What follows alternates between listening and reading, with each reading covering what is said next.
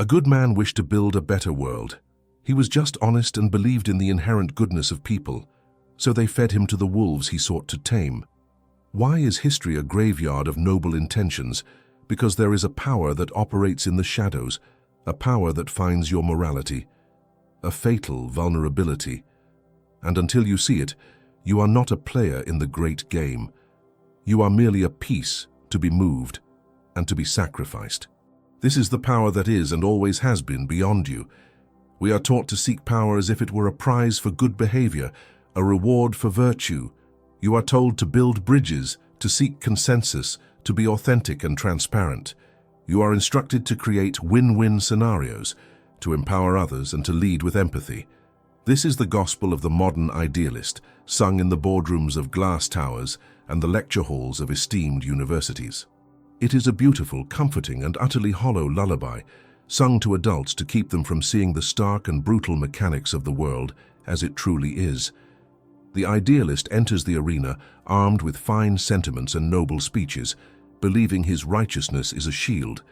In reality, it is a target. He operates on the fatal assumption that the game is fair and that his opponents are guided by the same honorable rulebook. He projects his own decency onto men who possess none, mistaking the predator's smile for a gesture of kinship. This is the fundamental ruin of the idealist. His reality is a fiction.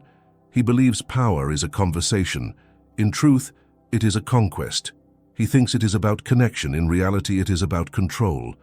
He strives for influence, which is granted and can be taken away, while the prince seeks dominion, which is seized and held by force.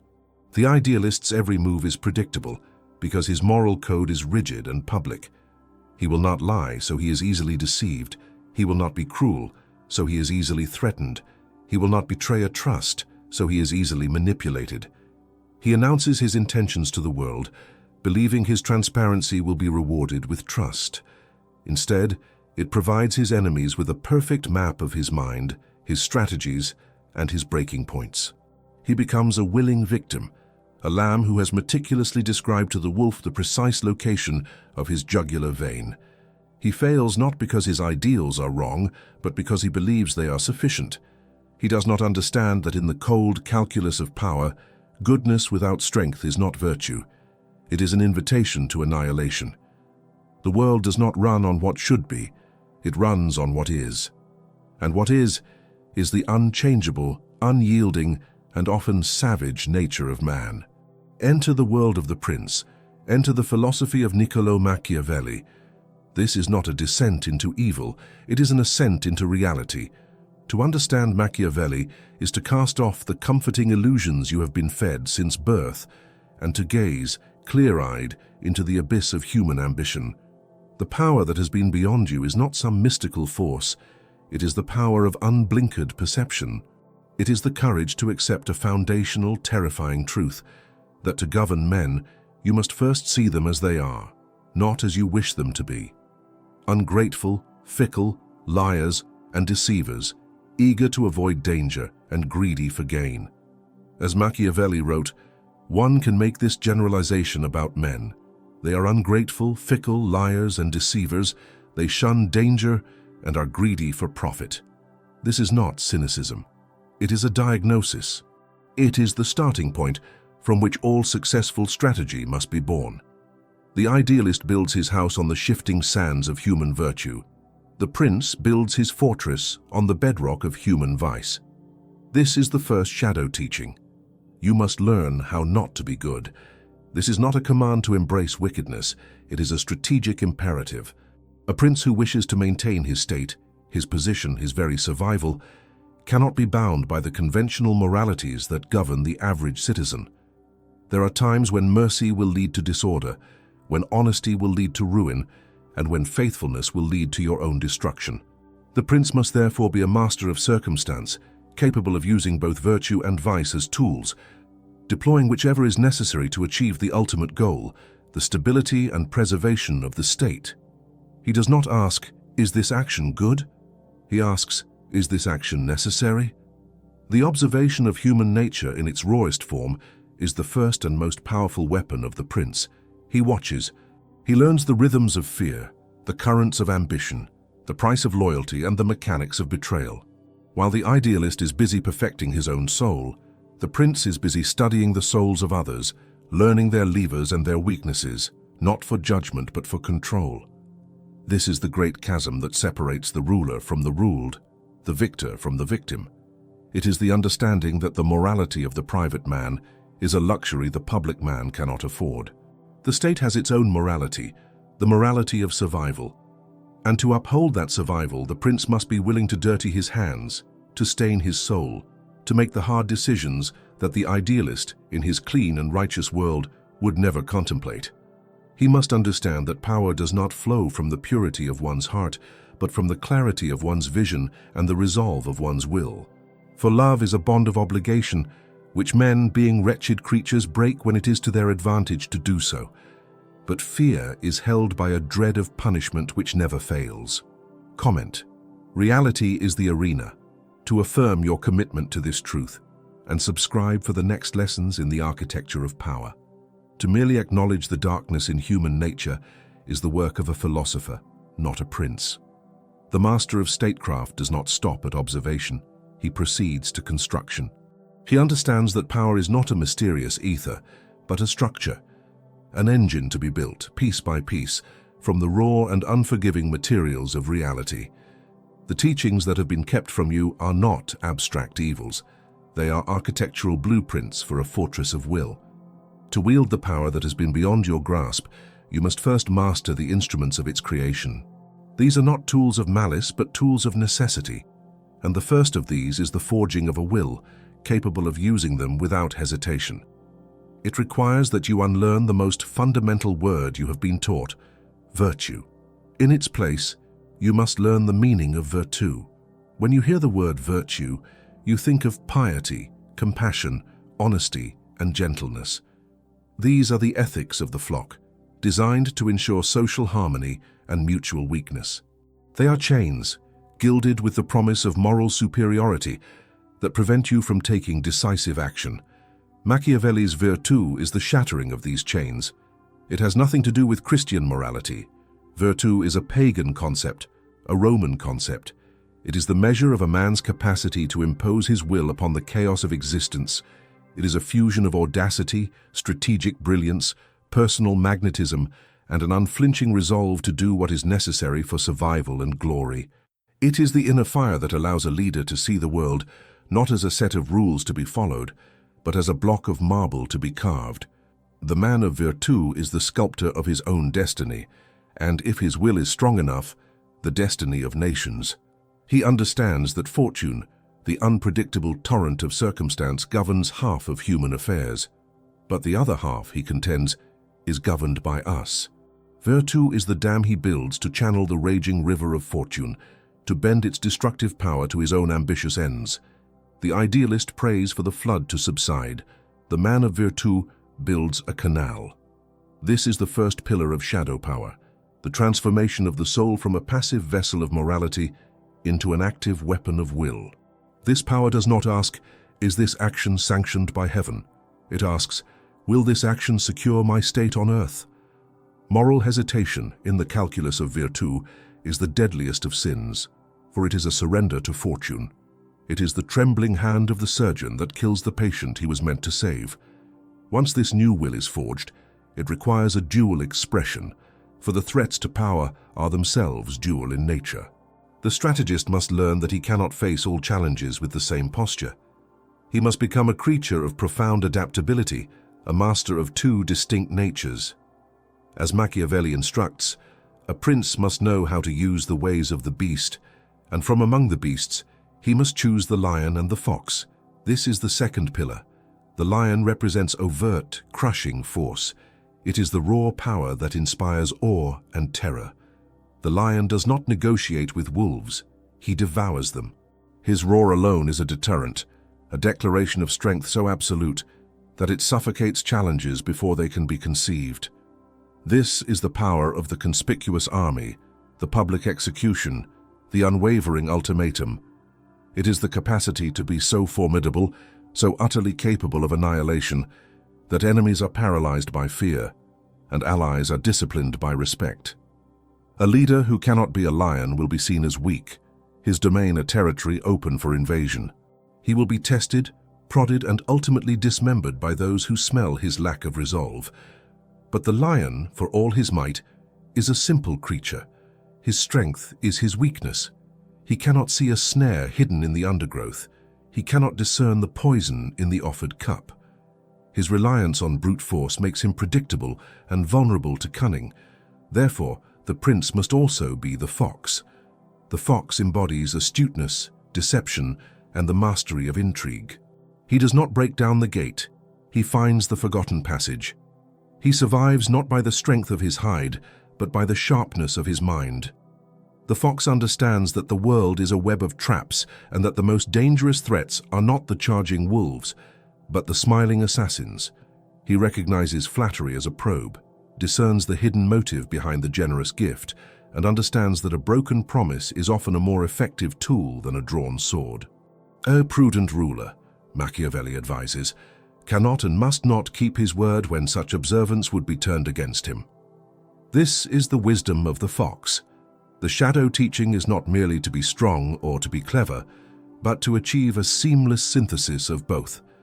The master of power keeps the lion's strength hidden behind the fox's subtle smile.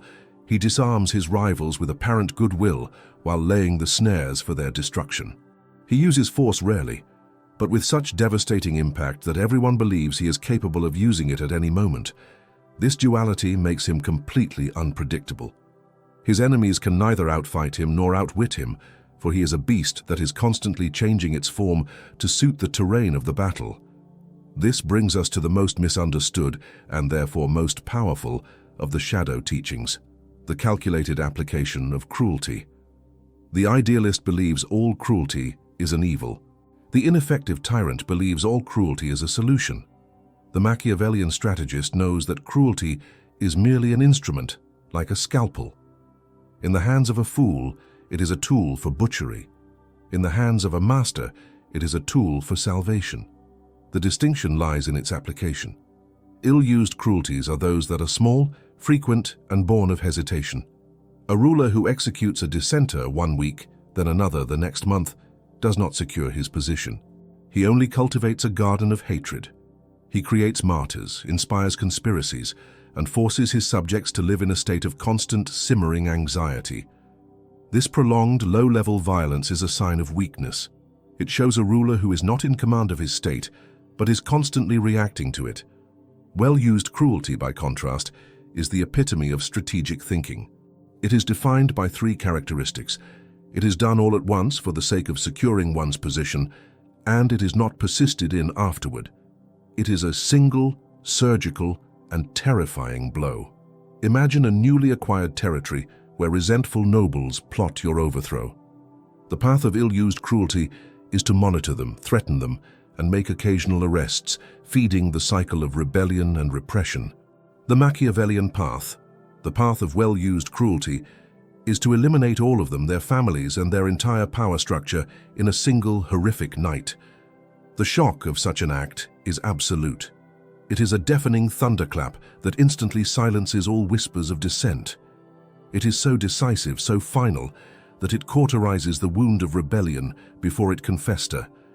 And because it is done all at once, it is quickly over. The very next day, the prince can begin to bestow benefits upon the common people, showing a merciful and generous face. The populace, relieved that the violence has ended and their old masters are gone, will be more likely to accept his rule. They will remember the terrible swiftness of his wrath and will not dare to cross him. That one act of profound, well-used cruelty has bought him years of stability, a peace that 1,000 lesser punishments never could.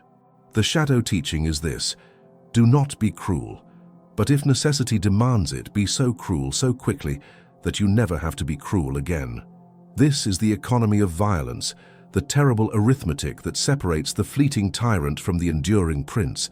The transformation from an ordinary man into an architect of enduring rule begins not with overt acts of statecraft, but within the crucible of one's own mind. Before you can reshape the world, you must first shatter the fragile vessel of your own preconceived notions, your internal biases, and the comforting illusions of conventional morality.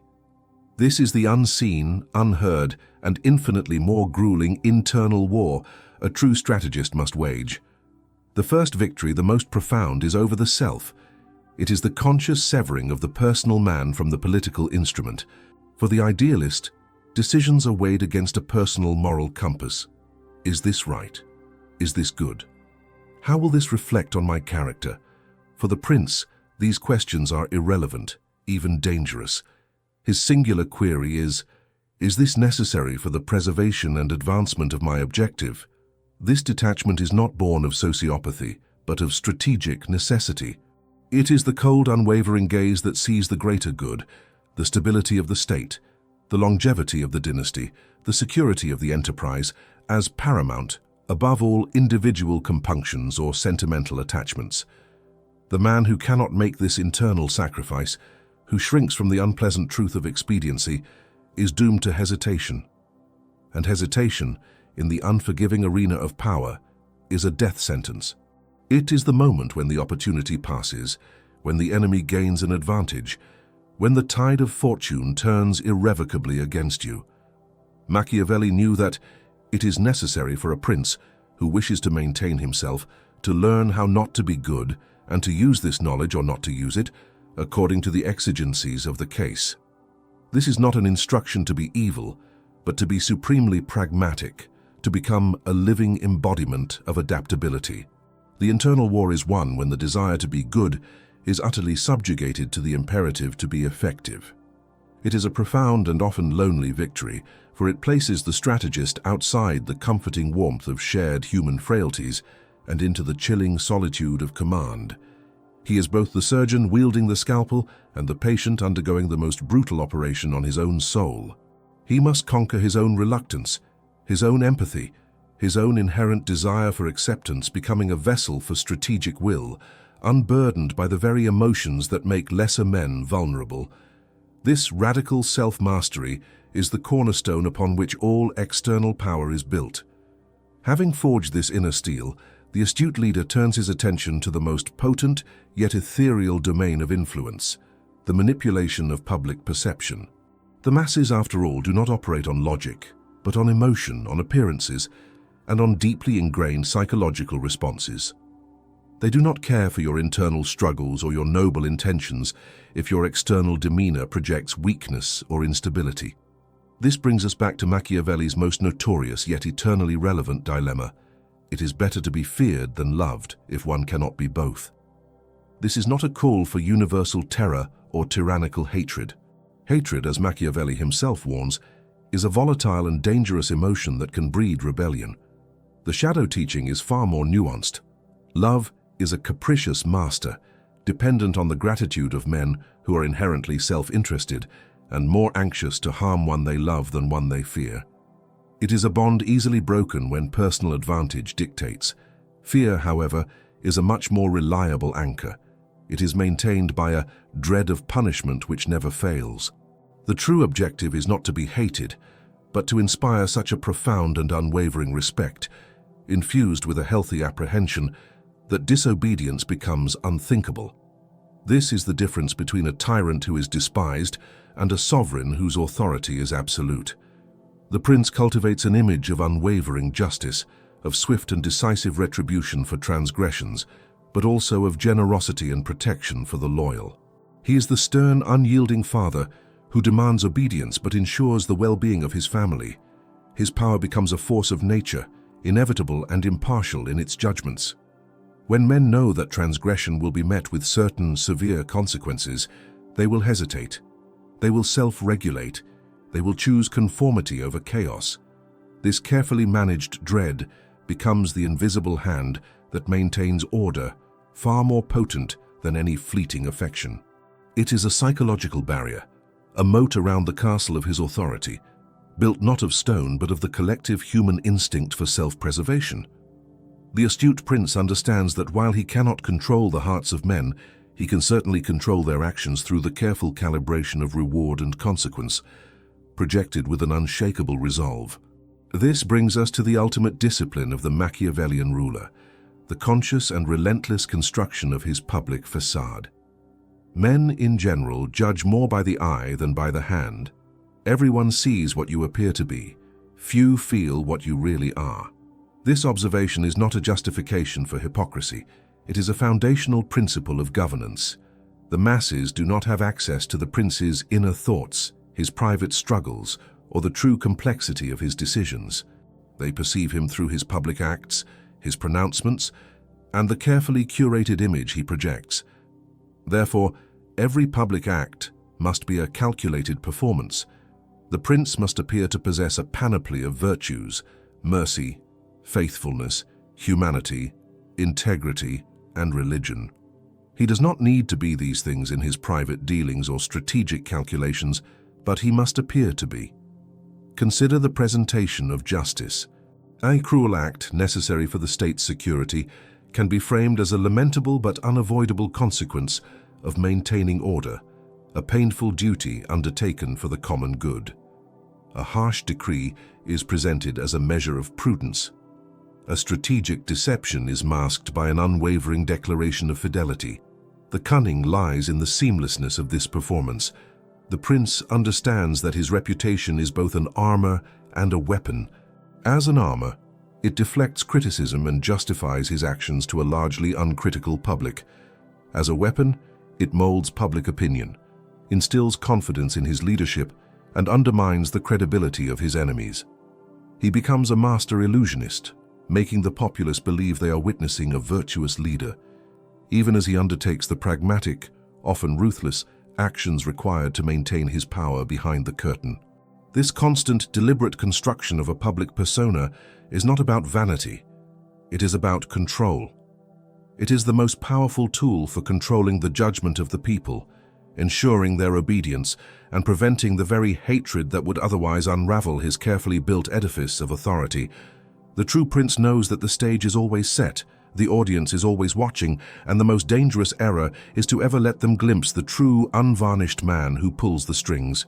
His public self is a deliberate creation, a political necessity, forged to secure his realm against the chaos of human nature. You have journeyed into the shadows, past the ruins of idealism, and have learned the brutal architecture of power. You have understood the necessity of the lion and the fox, the cold calculus of cruelty, and the profound solitude of command. Now, before we unveil the final act, the masterstroke that solidifies dominion and forges a legacy from the chaos of the present, ensure that you are subscribed. For the ultimate wisdom is not for the student who merely observes, but for the sovereign who is prepared to act and to build an edifice that will outlast him. The final lesson is in the execution, the moment where all knowledge is forged into a single, world-altering event. This decisive moment is the culmination of all prior strategy. It is not a reckless gamble or a fit of passionate violence. It is the perfect, terrifying synthesis of virtu and fortuna. For years, the strategist has been studying the terrain, building his internal resolve, cultivating his public facade, and laying his invisible snares. He has watched the currents of chance, the ebb and flow of political fortune, waiting not as a passive observer, but as a predator coiled to strike. He knows that Fortuna is a fickle goddess who offers but a fleeting glimpse of opportunity. The lesser man will miss it, blinded by fear or moral hesitation. The man of virtu, however, recognizes this fleeting moment for what it is, the single fulcrum upon which the entire world can be pivoted. This is the moment for the masterstroke. It is not just one action, but a cascade of coordinated actions, executed with such speed, precision, and overwhelming force that it shatters the enemy's capacity to even comprehend what is happening, let alone react. This is where Machiavelli's most chilling advice finds its ultimate expression. Injuries ought to be done all at one time, so that being tasted less, they offend less. Benefits ought to be given little by little, so that the flavor of them may last longer. The masterstroke is the physical embodiment of this principle. It is the swift, simultaneous elimination of all rival power centers. It is the purge of disloyal lieutenants, the seizure of critical assets, the public discrediting of ideological opponents, all accomplished within a compressed, breathtakingly brief window of time. The shock is the primary weapon. It induces a state of strategic paralysis in any remaining opposition. The speed of the event overwhelms their decision-making cycles.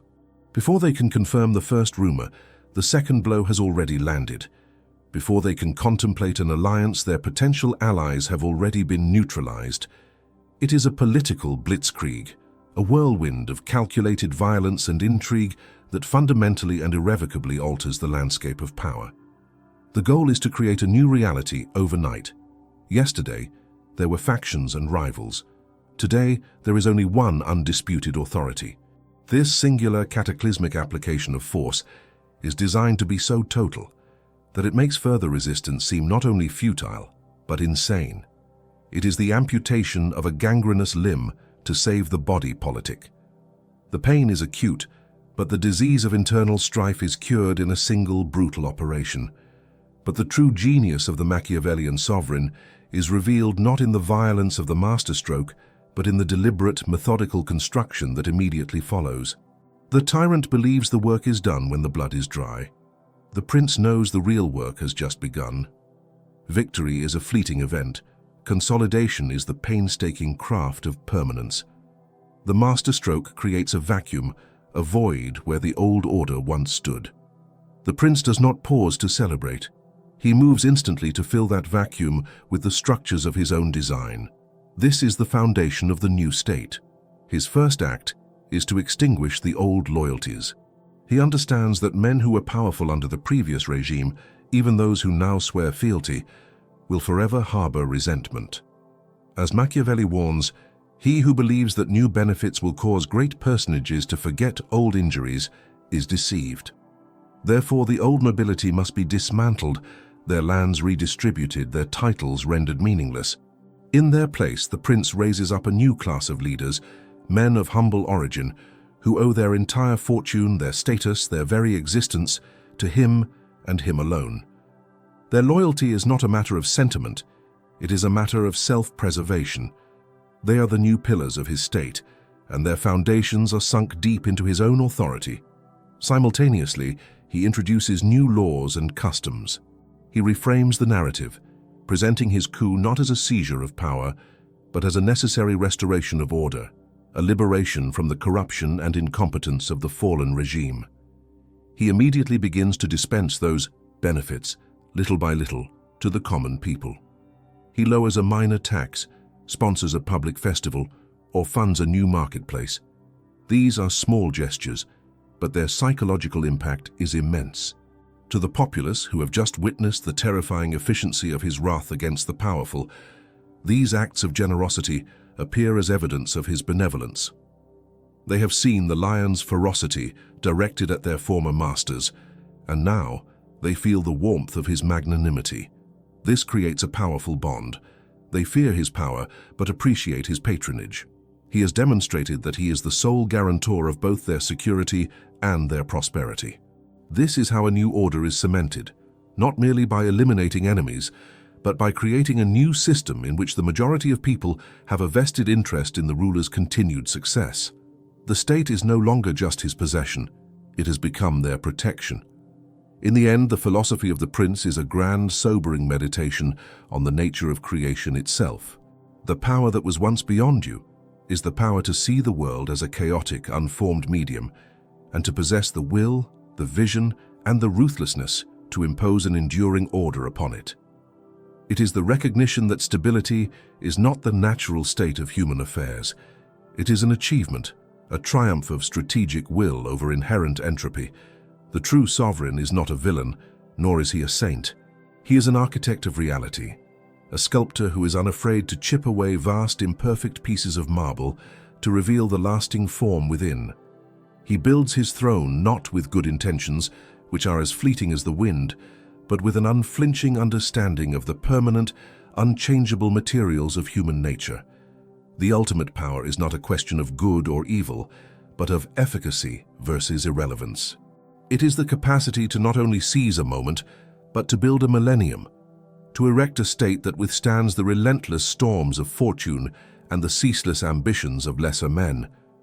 It is the construction of a legacy written not in the pages of moral philosophy, but in the unyielding stone of a world made anew.